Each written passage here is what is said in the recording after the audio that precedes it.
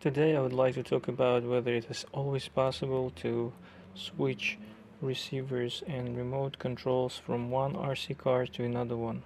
It is possible that one of your cars gets broke down, you don't want to repair that, you're not enjoying anymore playing with this car and you just keep it on a shelf, and one day you get another car which also breaks down and you don't want to buy spare parts, but you want to switch a remote control and a receiver from one car to another one. Is it always possible? Let's see.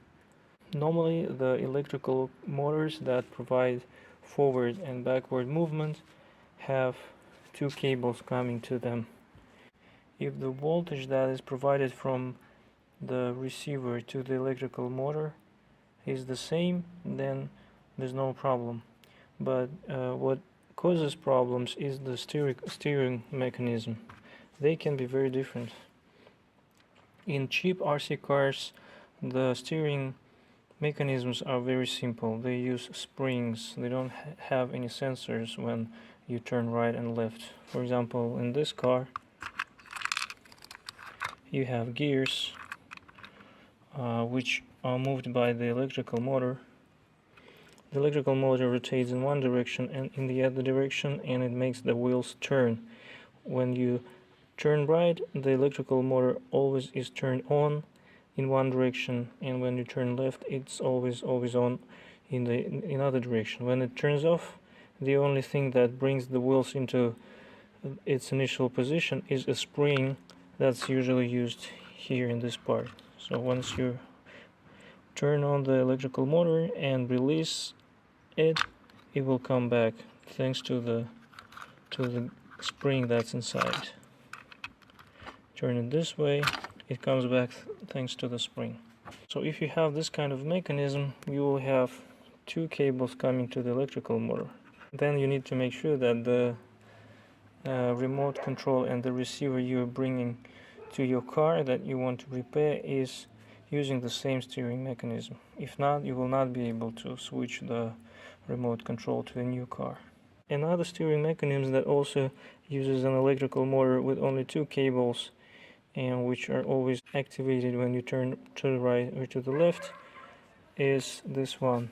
It has an interesting mechanism inside. The way it works is when you move the car to the right and to the left, the electrical motor is always activated. And you see these two pieces in here.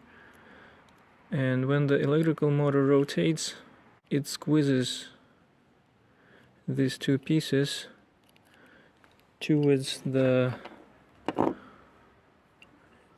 walls of this wheel, which has a gear. So when these two pieces squeeze the wheel gets activated, it starts rotating, and the gear on this part starts activating other gears, and this way the wheel turns left or right. And when you release the button on the remote control, the wheels go to its initial position thanks to the spring, which is using the same mechanism as this car.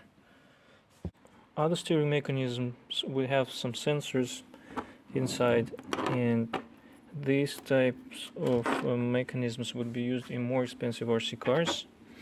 For example, here I have two different ones. They both use the same logic. They have sensors inside, and once you turn the car left and to the right, at the very extreme right or left position, the electrical motor stops working because they have some sensors inside and they know when to stop.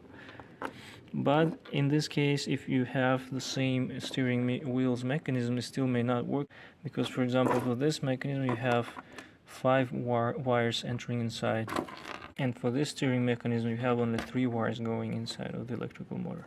So the logic of this steering mechanism is different. So these are the things to keep in mind if you want to reuse a remote control with a receiver on a different car. As I said, normally if the voltage is the same that comes from the receiver, then the electrical motor that provides forward and backwards movement usually will not cause any problems, but you will have to consider what steering mechanisms are used in a car.